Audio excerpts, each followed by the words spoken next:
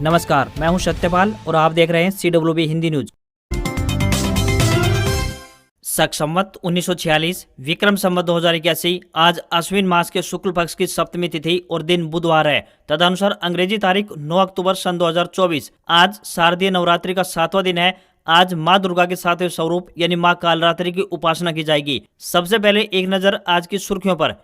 हरियाणा में लगातार तीसरी बार बीजेपी सरकार, कांग्रेस ने कहा नतीजे चौंकाने वाले। सीएम नायब सिंह सैनी बोले कांग्रेस का झूठ नहीं चला।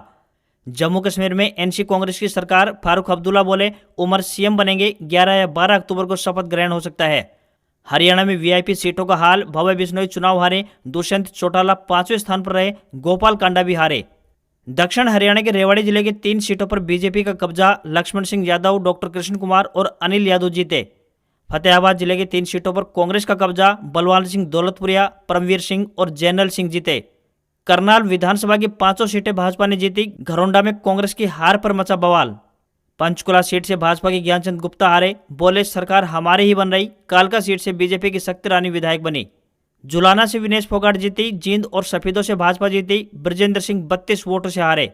हरियाणा में बीजेपी की हैट्रिक के पीछे की स्ट्रेटेजी, विधायकों मंत्रियों के टिकट काटकर एंटी इनकम्बेंसी से निपटा। 23 सीटों पर चेहरे बदलने समेत 5 बड़ी वजह रही, बताएंगे पूरी अपडेट। 9 की तीनों सीटों पर कांग्रेस की जीत, 98,441 वोटों के अंतर से जीते मामन खान, तो वहीं आफ्ताब अहमद 46,963 वोटों से जीते। गुरुग्राम जिले में खिला कमल, सोहना से तेजपाल, बादशाहपुर से राव नरबीर सिंह, तो गुरुग्राम से मुकेश, पटौदी में बिमला चौधरी की जीत। भिवानी में बीजेपी 3, कांग्रेस 1 सीट पर जीती। मंत्री दलाल हारे। घनश्याम सराफ 32,714 वोट से जीते। तोसा में श्रुति, भवानीखेड़ा में कपूर जीते। हरियाणा में बीजेपी सरकार बनाने की तैयारी में जुटी। दशहरे को शपथ ग्रहण संभव, नायब सिंह सैनी होंगे अगले सीएम। दिल्ली में बैठकें शुरू। मोदी बोले कांग्रेस की पोल खुली, उनका डिब्बा गोल, वे जाति का जहर फैला रहे। हरियाणा ने 2 टूक कहा, देश विरोधी पॉलिटिक्स नहीं चलेगी। और एआई के गॉडफादर और अमेरिकी वैज्ञानिक को फिजिक्स का मिला नोबेल। मशीनों में सोचने की समझ पैदा करने के लिए मिला सम्मान। और अब खबरें विस्तार से। मौसम विभाग ने केरल में भारी बारिश का अलर्ट जारी किया है। वहीं नॉर्थ ईस्ट के राज्यों में भारी बारिश का दौर जारी रहेगा। मणिपुर, मिजोरम, असम, मेघालय, त्रिपुरा, अरुणाचल प्रदेश, नागालैंड में भारी बारिश हो सकती है। मौसम विभाग के मुताबिक माने तो मानसून के जाते ही दिल्ली में दिन का पारा चढ़ने लगा है। दिल्ली में अधिकतम तापमान 35.7 डिग्री सेल्सियस और मिनिमम तापमान 25 डिग्री सेल्सियस रहा। राजस्थान मौसम विभाग के अनुसार माने तो 9 अक्टूबर के लिए पूर्वानुमान जताया गया है। हनुमानगढ़, गंगानगर, बीकानेर के अलावा चूरू में आज दोपहर के बाद हल्की बारिश की संभावना जताई गई है। वहीं चंडीगढ़ IMD के मुताबिक हरियाणा में हिसार में एक और पश्चिमी विषुवक्रिय होने की संभावना से अगले 2 दिनों तक प्रदेश के कई जिलों में बादल बरस सकते हैं। इस दौरान 9 अक्टूबर को प्रदेश के सिरसा, फतेहाबाद, जींद, कैथल, कुरुक्षेत्र, अंबाला, पंचकुला में गरज व चमक के साथ बारिश होने की संभावना जताई जा रही है। प्रदेश में अक्टूबर महीने के दूसरे पखवाड़े से ठंड पड़ने की भी संभावना जताई जा रही है। मौसम वैज्ञानिकों का कहना है कि प्रदेश में इस बार कड़ाके की ठंड रहने वाली है, जिसकी शुरुआत अक्टूबर महीने के अंत तक होने की संभावना है। हरियाणा में बीजेपी लगातार तीसरी बार सरकार बनाएगी। राज्य में ऐसा करने वाली वह पहली पार्टी होगी। राज्य की कुल 90 सीटों में से पार्टी ने 48 सीटें जीतकर बहुमत हासिल कर लिया है। पिछले चुनाव की तुलना में इस बार 8 सीटों का उसे फायदा मिला है। उधर कांग्रेस ने 37 सीटें जीती हैं। इसे भी इस चुनाव में 6 सीटों का फायदा मिला है। मुख्यमंत्री नायब सिंह सैनी लाडवा और कांग्रेस नेता और पूर्व मुख्यमंत्री भूपेंद्र सिंह हुड्डा गढ़ी सांपला सीट से चुनाव जीत गए हैं। कांग्रेस ने रिजल्ट को चौंकाने वाला बताया है। वहीं सीएम सैनी ने कहा कि जनता ने कांग्रेस के झूठ को नकार दिया है। बीजेपी की बढ़त के बाद प्रधानमंत्री नरेंद्र मोदी ने सीएम सैनी को फोन किया और जीत पर बधाई दी। इस बीच खबर आ रही है कि नई सरकार का शपथ ग्रहण समारोह दशहरा यानी 12 अक्टूबर को हो सकता है। अब बात करते हैं हरियाणा की 18 हॉट सीटों की। सबसे पहले बात लाडवा सीट की, तो यहां से सीएम नायब सिंह सैनी ने कांग्रेस प्रत्याशी मेवा सिंह को 16,054 वोटों से हराया। गढ़ी सांपला सीट की बात करें तो कांग्रेस के पूर्व मुख्यमंत्री भूपेंद्र सिंह हुड्डा 71,465 वोट से चुनाव जीत गए हैं। एलनाबाद सीट की बात करें तो इनेलो महासचिव अभय सिंह चौटाला 15,000 वोटों से चुनाव हार गए हैं। इस सीट पर कांग्रेस प्रत्याशी भरत सिंह बेनीवाल ने जीत दर्ज की है। जुलाना सीट से बात करें तो कांग्रेस कैंडिडेट विनेश फोगाट ने 6,015 वोटों से जीत दर्ज की है। उन्होंने बीजेपी के उम्मीदवार कैप्टन योगेश बैरागी को हराया। हिसार सीट की बात करें तो देश की सबसे अमीर महिला प्रत्याशी सावित्री जिंदल ने 18,941 वोटों से जीत दर्ज की है। तोशाम सीट से बात करें तो बंसीलाल के पोते और कांग्रेस उम्मीदवार अनिरुद्ध चौधरी तोशाम सीट से चुनाव हार गए हैं। उन्हें बंसीलाल की पोती और भाजपा उम्मीदवार श्रुति चौधरी ने हराया। होडल सीट की बात करें तो कांग्रेस के प्रदेश अध्यक्ष चौधरी उदय भान भी हार गए हैं। रेवाड़ी सीट से बात करें तो बिहार के पूर्व सीएम लालू प्रसाद यादव के दामाद चिरंजीव राव को हार का सामना करना पड़ा। उन्हें बीजेपी के लक्ष्मण यादव ने हराया। उचाना कला सीट से बात करें तो भाजपा के प्रत्याशी देवेंद्र अत्री ने सिर्फ 39 वोट से जीत दर्ज की है। देवेंद्र सिंह ने दुष्यंत चौटाला और चौधरी बीरेंद्र सिंह के बेटे और कांग्रेस प्रत्याशी ब्रजेंद्र सिंह को हराया। अंबाला कैंट सीट से बात करें तो भाजपा नेता और पूर्व मंत्री अनिल विज ने 7,277 वोटों से जीत दर्ज की है। अनिल विज ने निर्दलीय प्रत्याशी चित्रा सरवारा को हराया। सिरसा सीट से बात करें तो हलोपा प्रत्याशी और पूर्व मंत्री गोपाल कंडा चुनाव हार गए हैं। उन्हें कांग्रेस के गोकुल शेतिया ने 7,234 वोट से हराया है। रानिया सीट से बात करें तो निर्दलीय प्रत्याशी रणजीत चौटाला को रिश्ते में उनके ही पोते और इनेलो उम्मीदवार अर्जुन चौटाला ने हरा दिया है। डबवाली सीट की बात करें तो देवीलाल के पोते और इनेलो उम्मीदवार आदित्य देवीलाल चौटाला ने रिश्ते में भतीजे और जेजेपी के उम्मीदवार दिग्विजय चौटाला को हरा दिया है। राई सीट से बात करें तो इंडिया बुल्स के मालिक समीर गहलावत की मां और भाजपा उम्मीदवार कृष्णा गहलावत राई से जीत गई हैं। उन्होंने कांग्रेस उम्मीदवार जय भगवान अंतिल को 4,673 वोटों से हराया। बादशाहपुर सीट से बात करें तो पूर्व मंत्री और भाजपा उम्मीदवार राव नरवीर सिंह जीत गए हैं। उन्होंने कांग्रेस उम्मीदवार वर्धन यादव को 60,705 वोटों से हरा दिया। पंचकुला सीट से बात करें तो पूर्व उप मुख्यमंत्री और कांग्रेस उम्मीदवार चंद्रमोहन बिश्नोई चुनाव जीत गए हैं। उन्होंने भाजपा उम्मीदवार ज्ञानचंद गुप्ता को 1997 वोटों से हराया। नारनौद सीट से बात करें तो भाजपा उम्मीदवार और पूर्व मंत्री कैप्टन अभिमन्यु हार गए हैं। उन्हें कांग्रेस उम्मीदवार जस्सी पेटवाड़ ने 12,578 वोटों से हराया। बात करें अटेली विधानसभा सीट की तो केंद्रीय मंत्री राव इंद्रजीत की बेटी और भाजपा उम्मीदवार आरती सिंह राव चुनाव जीत गई हैं। उन्होंने बसपा उम्मीदवार अतर सिंह को 2500 वोटों से हराया है। हरियाणा विधानसभा की 90 सीटों पर वोटिंग में रुझानों को लेकर सुबह बड़ा उलटफेर मिला। मंगलवार सुबह कांग्रेस बहुमत का आंकड़ा पार कर 60 सीटों पर बढ़त बना चुकी थी। दिल्ली स्थित कांग्रेस मुख्यालय में ढोल बजने लगे और लड्डू बांटे जाने लगे। हालांकि 10 बजे का टाइम होते ही कांग्रेस तेजी से पिछड़ी और भाजपा ने रुझान में बहुमत का आंकड़ा पार कर लिया। इसके बाद दोनों दलों के नेता भी सामने आए और कहा कि यह अभी रुझान है, फाइनल रिजल्ट तक उनकी ही सरकार बनेगी। सीएम नायब सिंह सैनी ने कहा कि हरियाणा की तीसरी बार सेवा के लिए हम तैयार हैं। सैनी ने सुबह कहा था कि हमने जो लोगों की सेवा की है उससे एक तरफा सरकार बनाने जा रहे हैं। कांग्रेस सत्ता के लिए काम करती है और हम सेवा के लिए काम करते हैं। वहीं केंद्रीय मंत्री मनोहर लाल खट्टर ने कहा कि हमने जितना हरियाणा के किसान, जवान और पहलवान के लिए किया है उतना कांग्रेस कर ही नहीं सकती। यह जनता को पता है। लोग कांग्रेस के भ्रम में नहीं आए हैं। पार्टी में अंदरूनी कलह के सवाल पर पूर्व सीएम और कांग्रेस नेता भूपेंद्र सिंह हुड्डा ने कहा कि कांग्रेस एकजुट है। आप बीजेपी को देख सकते हैं, अनिल विज अपने घर से बाहर नहीं निकले, रामविलास शर्मा का टिकट काट दिया गया। लोकतांत्रिक पार्टी में मतभेद तो हो सकता है लेकिन मनभेद नहीं होता है। हरियाणा में रेवाड़ी जिले की सभी सीटों पर बीजेपी का कब्जा रहा। रेवाड़ी विधानसभा सीट से बीजेपी प्रत्याशी लक्ष्मण सिंह यादव जीत चुके हैं। उन्होंने कांग्रेस के चिरंजीव राव को 28,769 वोट से हरा दिया है। उनको 83,747 वोट मिले। दूसरे नंबर पर कांग्रेस के चिरंजीव राव को 54,978 वोट मिले हैं। तीसरे नंबर पर आम आदमी पार्टी के सतीश यादव को 18,427 वोट मिले। चौथे नंबर की बात करें तो प्रशांत सनी यादव को 7,787 वोट मिले। पांचवें नंबर पर बीएसपी के सोमानी विजय को 757 वोट मिले हैं। वहीं बाउल से भाजपा प्रत्याशी डॉक्टर कृष्ण कुमार ने जीत दर्ज की है। उन्होंने कांग्रेस के डॉक्टर एमएल रंगा को 20,011 वोटों से हराया। उनको 86,858 वोट मिले। तो वहीं दूसरे नंबर पर कांग्रेस के डॉक्टर एमएल रंगा को 66,847 वोट मिले हैं। तीसरे नंबर की बात करें तो आईएनएलडी के संपत राम दहलवान रहे जो कि 1440 वोट मिले हैं। चौथे नंबर पर आम आदमी के जवाहर लाल को 581 वोट मिले हैं। कोसली सीट से बात करें तो भाजपा के अनिल यादव ने जीत दर्ज कर ली है। उन्होंने कांग्रेस के जगदीश यादव को 17,160 वोट से हरा दिया। उन्हें 91,833 वोट मिले। दूसरे नंबर पर कांग्रेस के जगदीश यादव को 74,673 वोट मिले हैं। तीसरे नंबर पर निर्दलीय उम्मीदवार मनोज कौशलिया को 7,288 वोट मिले हैं।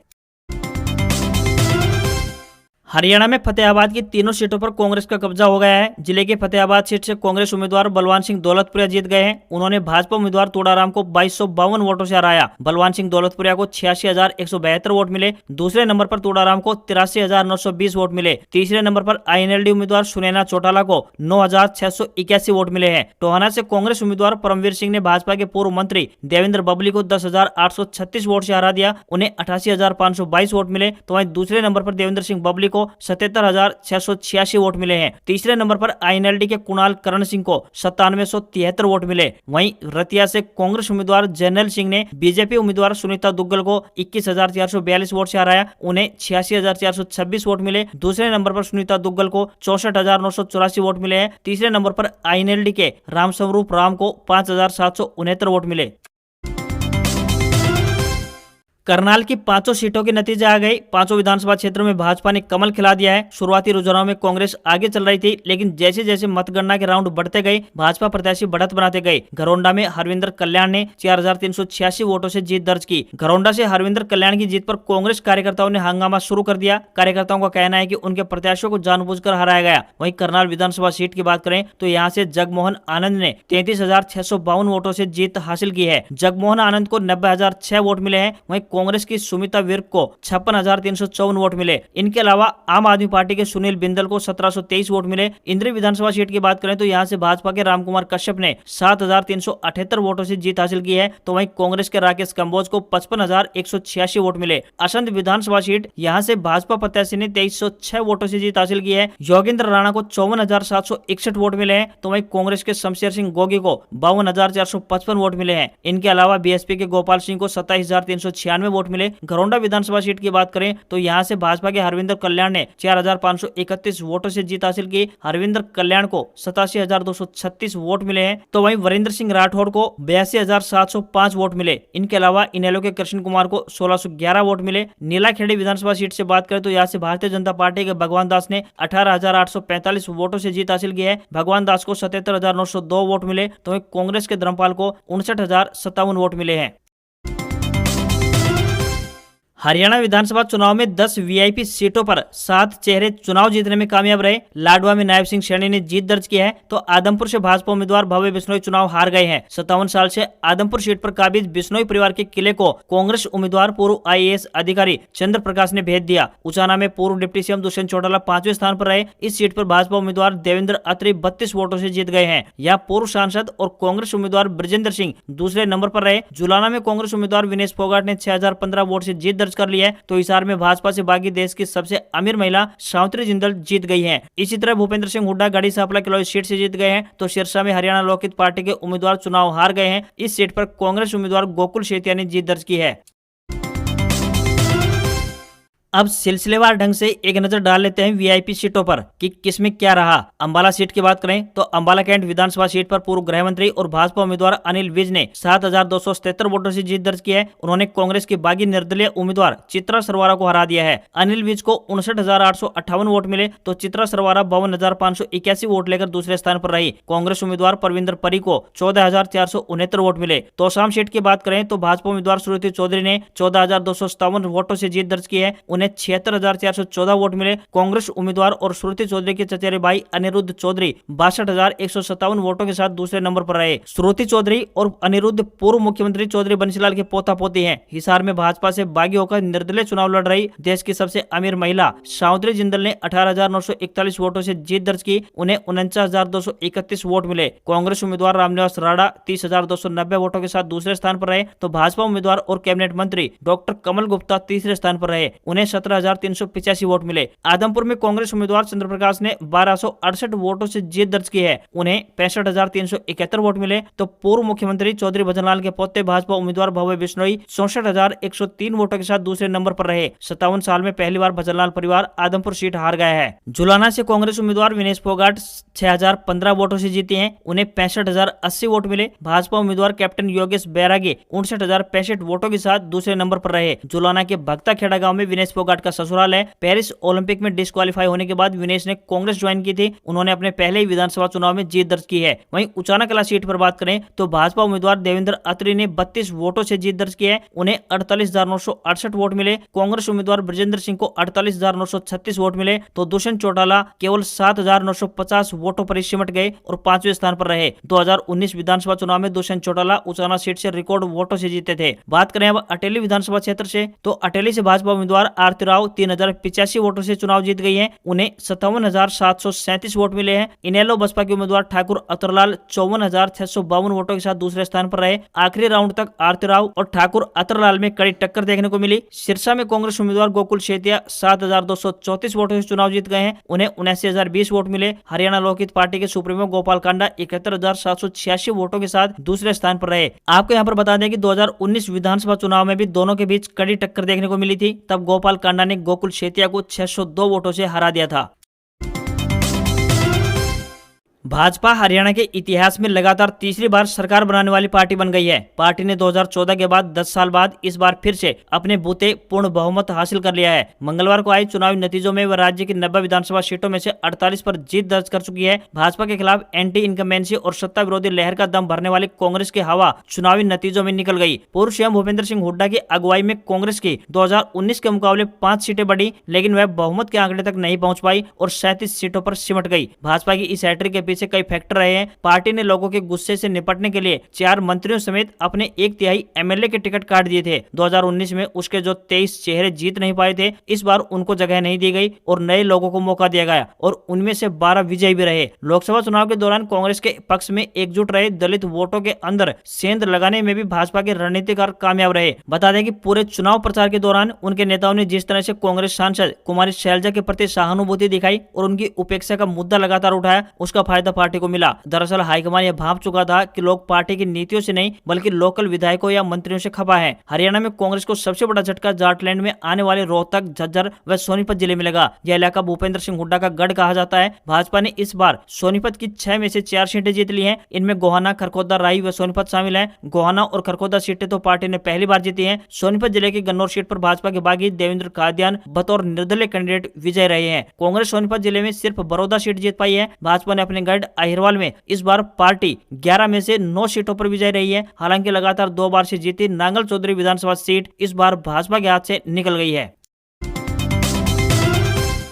हरियाणा ऐसा राज्य है जहां से बड़ी संख्या में युवा सेना में जाते हैं। यह अग्निवीर के 4 साल में रिटायर होने के कांग्रेस ने मुद्दा बना लिया। बीजेपी ने इसी मुद्दे को अपने फायदे में बदल दिया। भाजपा ने अपने घोषणा पत्र में वादा कर दिया कि हर अग्निवीर को पेंशन वाली सरकारी नौकरी दी जाएगी। पीएम नरेंद्र मोदी और गृह मंत्री अमित शाह ने भी रैलियों में इसका भरोसा दिलाया। कांग्रेस अपने घोषणा पत्र में ऐसा कोई ठोस वादा नहीं कर पाई। बीजेपी लगातार कहती रही कि पिछले 10 सालों में उन्होंने सरकारी नौकरी में पर्ची खर्ची यानी कि सिफारिश और रिश्वत का सिस्टम खत्म कर दिया। इसके उलट कांग्रेस के उम्मीदवारों ने चुनाव के बीच में ही सरकारी नौकरियों को लेकर सिफारिशी बातें कहनी शुरू कर दी थी। कांग्रेस के कई कैंडिडेट्स ने तो कोटा तक फिक्स कर दिया था। ऐसा वादा करने वाले नीरज शर्मा, कुलदीप शर्मा समेत कई नेता चुनाव हार भी गए। राज्य में करीब 18 से 39 साल के 94 लाख से ज्यादा वोटर हैं, जिनके बीच इसको लेकर कांग्रेस के खिलाफ गलत मैसेज गया। कांग्रेस ने अपने सभी 28 विधायकों को टिकट दिया, लेकिन इनमें से 15 जीत नहीं पाए। हारने वालों में फरीदाबाद एनआईटी के विधायक नीरज शर्मा भी शामिल है। उनके अलावा बहादुरगढ़ से राजेंद्र सिंह जून, सफेदों से सुभाष गंगोली, लाडवा से मेवा सिंह, महेंद्रगढ़ से राव दान सिंह, कालका से प्रदीप चौधरी, इसराना से बलबीर वाल्मीकि, समालका से धर्म सिंह छोकर, रेवाड़ी से चिरंजीव राव, गोहाना से जगबीर सिंह मलिक, खरकोदा से जयवीर सिंह, सोनीपत से सुरेंद्र पवार और रादौर विधानसभा सीट से विधायक बिशनलाल सैनी भी चुनाव हार गए हैं।